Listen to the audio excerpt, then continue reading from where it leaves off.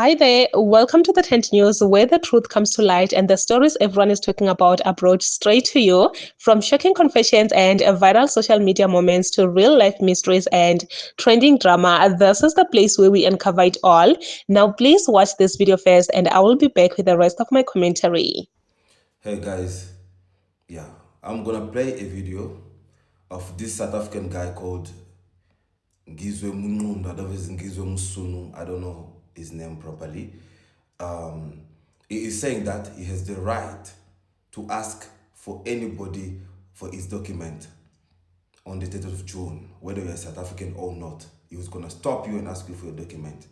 And he's forcing South Africans to put their flag in their household and walk around with their South African flag.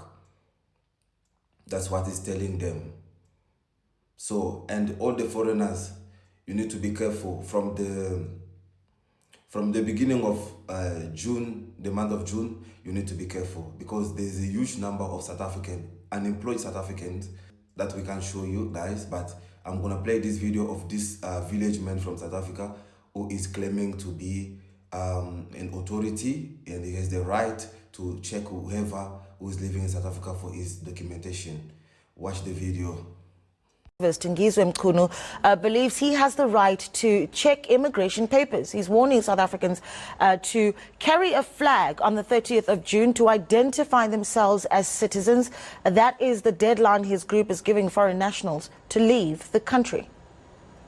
My sister Jacinda represented us very well in that meeting because we couldn't make it as we were preparing to make sure that we tied our tires regarding the 30th of the next coming month. We encourage each and every South African citizen to have a flag in his household and to carry the flag. And then definitely we have a right. We have a right, my sister, to check documents, because when you see someone committing crime in your own country, you have a right to hold that person and call the police officers to take that person. I don't know if you have noticed, those of you who are waiting in anticipation that something is going to happen on the 30th of June with regard to foreign nationals, I have a feeling that you are going to be disappointed. If you don't know what I'm talking about, let me help you out. Your leaders are out here singing a different tune. This one is quoted as saying, open quote, "We are not suggesting that on the 30th June, South Africans will demand that foreigners leave," close quote. He says they issued this date of the 30th of June on the 7th of December 2022, which is actually 2025. He says when they made that statement, they said they were giving foreign nationals 6 months to plan and get their houses in order, because they know these foreign nationals have families, investments, and everything here. However, they are still illegal. This sounds like something that would be said by somebody who is not principled, somebody who is inconsistent.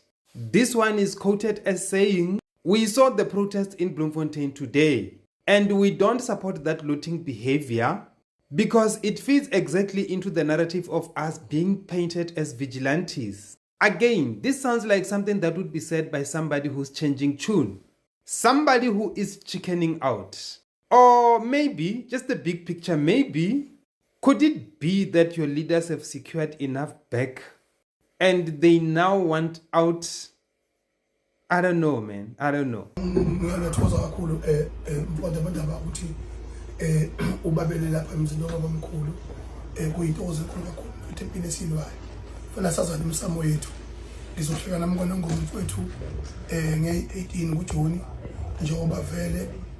Unomkhuleko okhona ngomhla ka-19 nangomhla ka-21 okubaluleke kakhulu ukuthi ngoba impi esilwayo inkulu kakhulu mntakababa idinga abasemoyeni abasenhlanganweni, kodwa inqaba yethu sonke okholayo ongakholwa osopolitiki nongesopolitiki kodwa siyavumelana ngazo linye yokuthi iflege lethu lingubo yethu yokwimbatha kumhlaba wonke eNingizimu Afrika. Ingakho futhi sikhuthaza nani ngikwamukela emagcekeni obaba sakathi amathongo babamkhulu angangena nakuwe mfethu akuvikele ngayo yonke indlela mina ubhekene nazo nathi futhi asivikele siyinqobe lempi.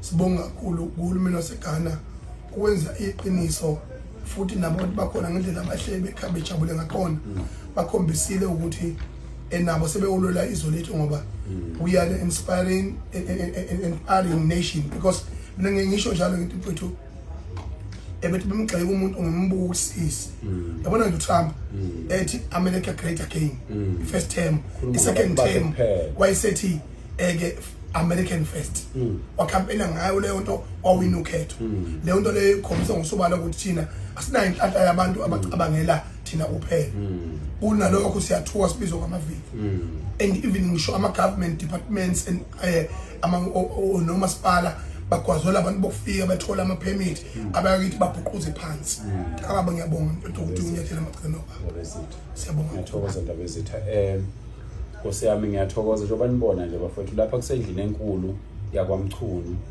ngiyaqala ukufika khona ngoba abantu bayazama ngayo yonke indlela ukuthi uma bebona abantu benamandla bebona abantu imisamo yabo ithandana bese bona bezama ukuxova lokho uyazi ukuthi akulula ukuzwana nomuntu akuyona into elula ukuzwana nomuntu ingakho kwaZulu insizwa ngaphambi ukuthi zizwane kufanele iqale ixabane iqala ukwaZulu nje umgomo loyo ukuthi kwaZulu insizwa ngaphambi ukuthi zizwane ufuna iqale ixabane ngoba manixabana nezinsizwa nikalana amandla enu enye insizwa enonembeza bese iyabuka ukuthi ayi lo mbhemu mayiqonda mina kusho ukuthi unamandla nalene ngapha mangabe ixabana nensizwa ithi awukusho ukuthi lo mbhemu mayiqonda mina kusho ukuthi unamandla bese insizwa ziyakuyeka ukuxabana bese ikhanda ukuthula bese ziyahlangana bese ihlanganisa lawo mandla azo ukuthi kulunge izwe ingakho nibona insizwa eindaweni ezisemakhaya imiphakathi inokuthula okungaka ibambisene kangaka ngoba abantu baqale bekalana amandla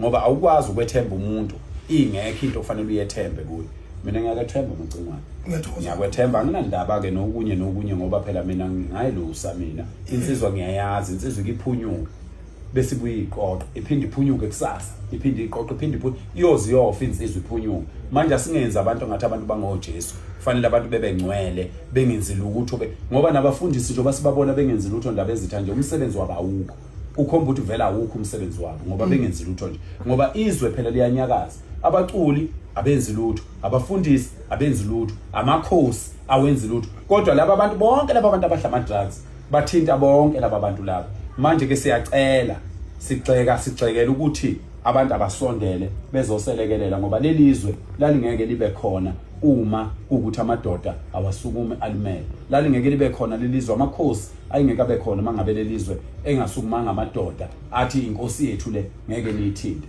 manje kumacingwane uthi izwe aliphephezele iflag lase South Africa uthi umacingwane umuzi nomuzi awuphephezele iflag lase South Africa mangithi ngiyangena la kwaMchunu lento ikhuluma emavikini amabili adlule kodwa mangithi ngiyangena la kwaMchunu kwagogo endlini enkulu lapha athemeleza khona lapha akhuluma khona nabakwaMchunu bonke ngifica kulenga ama flag hayi elilodwa kulenga ama flag mangithi ngithe egazini kulenga ama flag kuyena ngithi ke iSouth Africa yonke njengamanje kusuka manje kuze kushaye umhla ka30 June sicela umuntu nomuntu abe neflag elikuyena egazini ngabe uliphethe ngesandla ngabe ulimbathe egazini ngabe lingubo yakho yokulala into ethi flag nje South Africa bese kuthi umuntu wakithi omnyama la kwaZulu ke siyeke lonke izwe la kwaZulu sicela umuntu omnyama wakithi onenkampani yokuprinta sicela umuntu omnyama nje wakithi onenkampani yokuprinta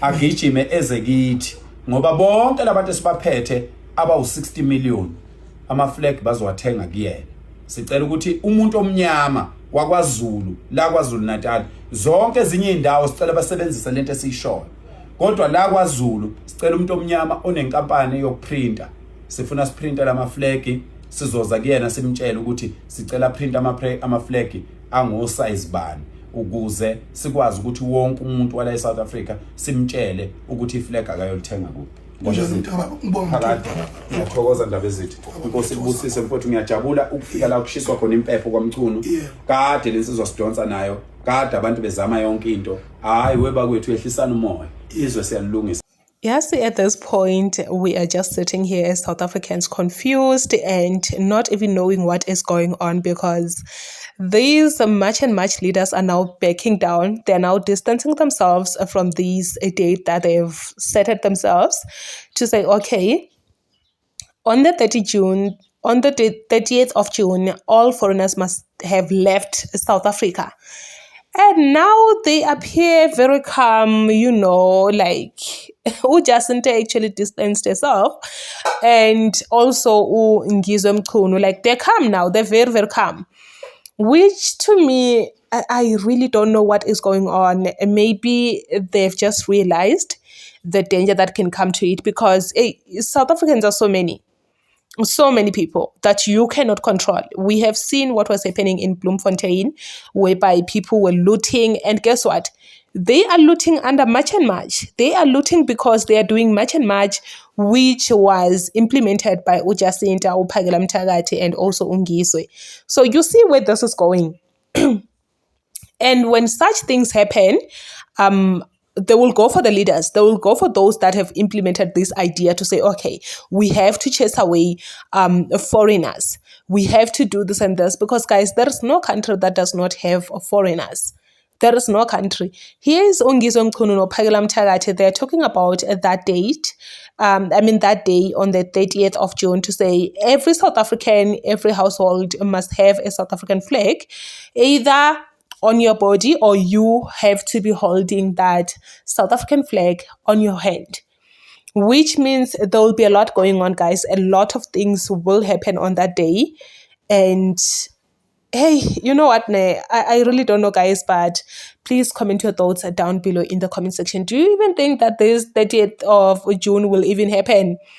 Do you think these things that they've been talking about will take place, or what is it going to happen? Because it seems like now they are all distancing themselves from this date.